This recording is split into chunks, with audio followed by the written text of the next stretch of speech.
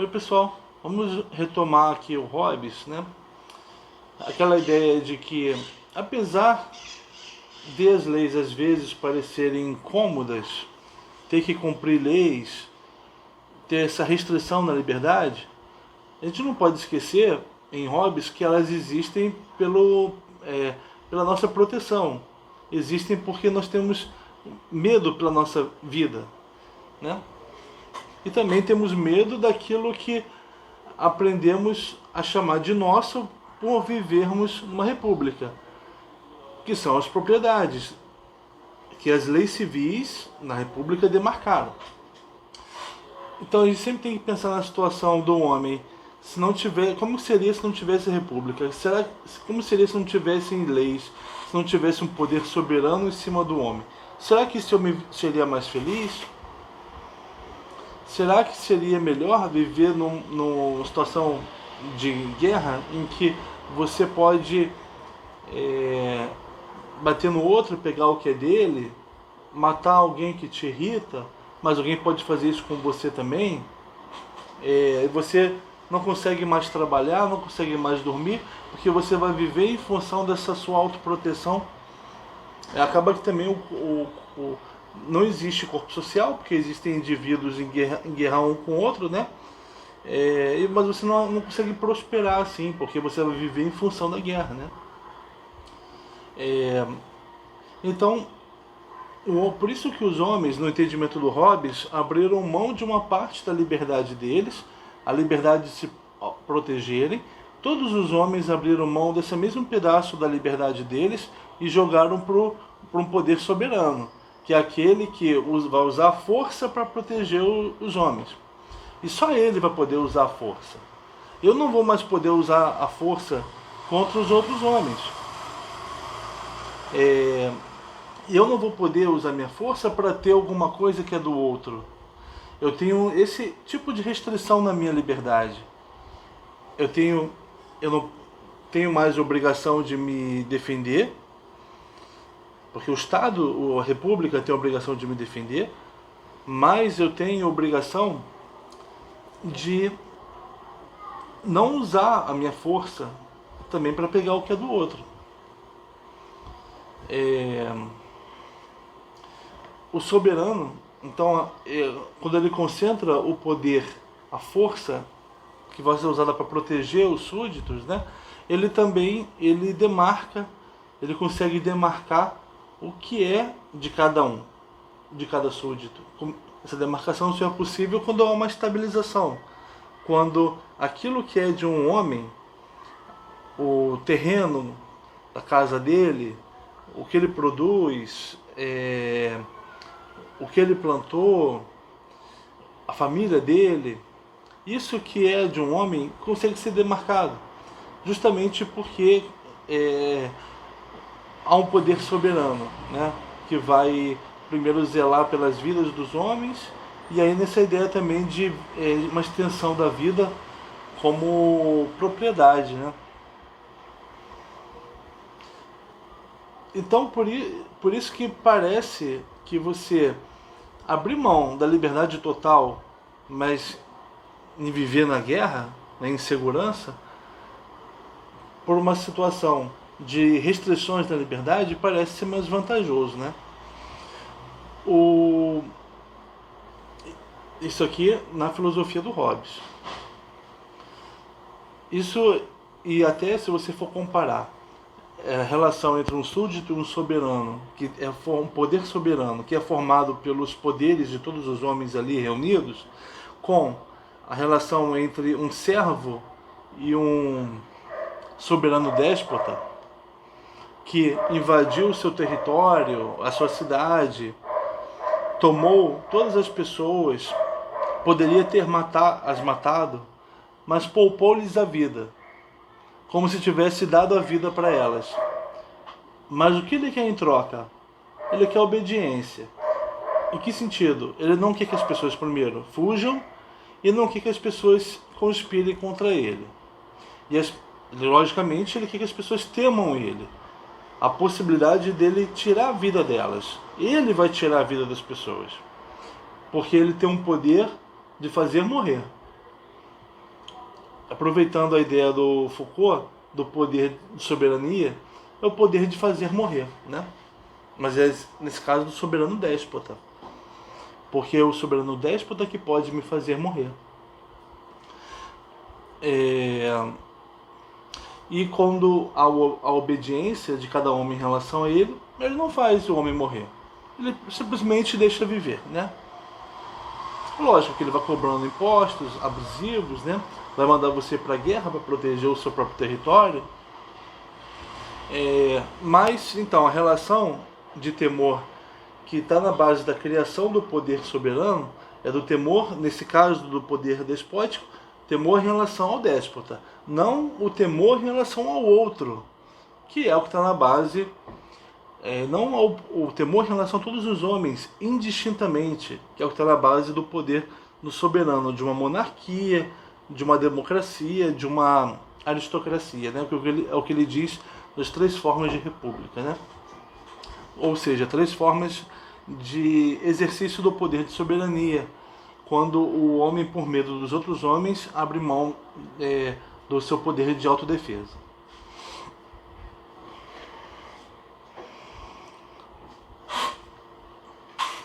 Então você tem que pensar o seguinte, tem uma outra coisa que é importante dizer também, é que quando há uma soberania, o soberano, ele é o máximo, né? Ele é o máximo. Não existe, então, 2 soberanos. Quando você compara uma coisa com a outra, pode existir 2 coisas que sejam a maior ou o maior? Não. Só existe um maior. O soberano é isso, é o maior. É o superior. Como não existem 2 soberanos, tem um caso que o Hobbes traz, que é quando Davi se tornou rei de Judá e de Israel, designado por Deus, né? Mas ele não é o soberano. O soberano é Deus. Os súditos, os homens que habitam sob o comando de Davi, eles não são súditos de Davi. Eles são súditos de Deus. Então, na situação em que Davi cobiçou uma bela mulher chamada Betsabeia, Davi governava mantendo a justiça, mantendo as leis de Deus. Mas um dia ele foi fazer um passeio no terraço dele, ele viu uma linda mulher tomando banho e quis ter aquela mulher.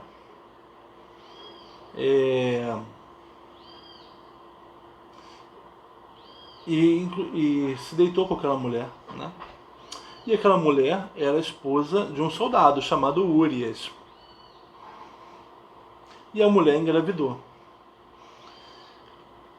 Davi mandou o Urias para era soldado do exército da cidade deles, né? Davi mandou que o comandante colocasse Urias na parte mais exposta da campanha, mais exposta do exército, dali da frente de batalha, para que ele morresse. E o Urias morreu em batalha. E Deus desaprovou o que Davi fez. Por quê? Davi se deixou levar pela paixão natural. Agiu como se não tivesse submetido à mesma lei que os outros, porque o Davi também é súdito de Deus. Ele é súdito, ele pode ser soberano dos homens, mas ele não, na verdade, ele não é o soberano. Ele é um representante do soberano, representante de Deus. E ele é um súdito de Deus também. Então ele também está sujeito à lei natural, aquilo que contém, segura as paixões dele. E ele deu vazão às paixões dele e tomou para si a mulher, agindo injustamente, quebrando a lei de Deus, ou quebrando a lei, né? E Deus, então, ele amaldiçoou Davi. Não matou Davi, mas disse que aquele filho que nasceu da união entre ele e Betsabeia morreria. E morreu lá, bebê, ainda bebê, o filho deles, né?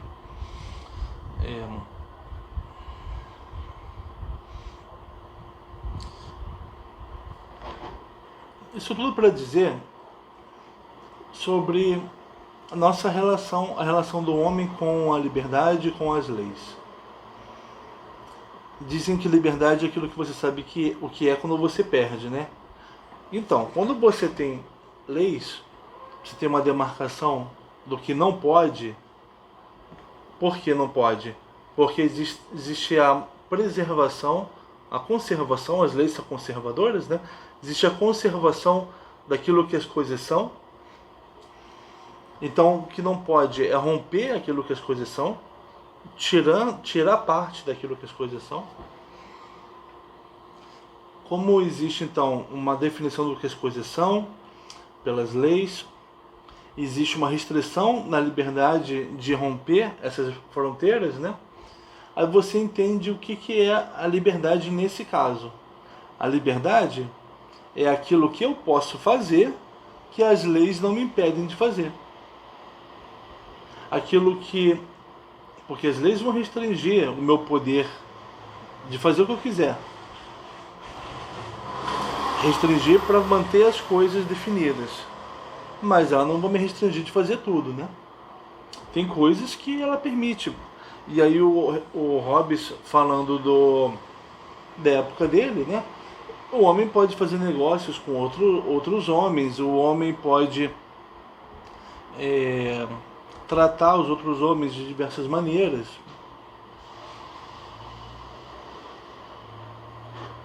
Aí você então entende, aí esse homem vai ter uma definição do que é a liberdade dele. Ele vai ter uma noção do que é a liberdade dele, porque foi definido aquilo que ele não é livre para fazer, né? Quando se define aquilo que o não, aquilo que você não pode, aí você pode se preocupar e se amargurar porque você quer fazer aquilo que não pode, mas não se esqueça, né? Perceba que você tem então uma definição do que pode, né?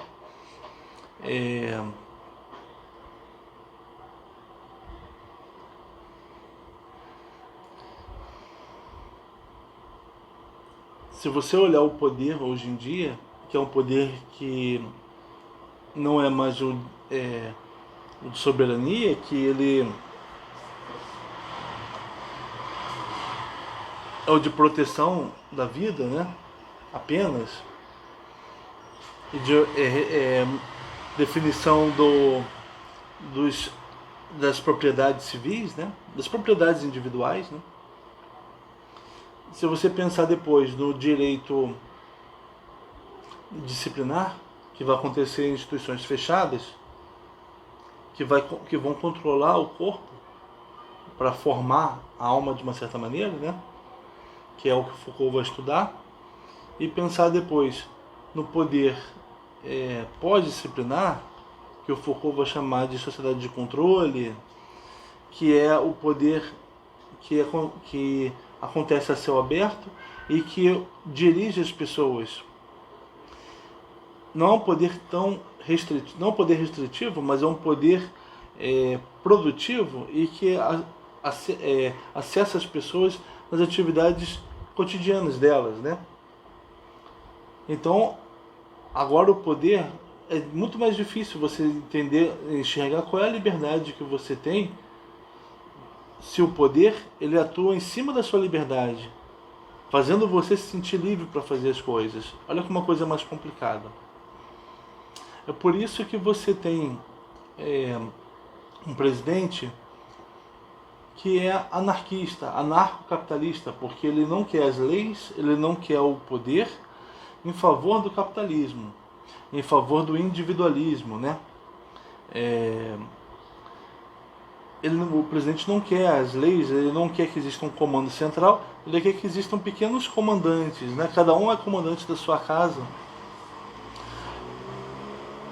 criando as próprias leis. É como se fosse o retorno da situação de guerra de todos contra todos, né? Porque agora o Bolsonaro levou ao máximo a ideia de que o poder está tão no nosso cotidiano que não precisa que se você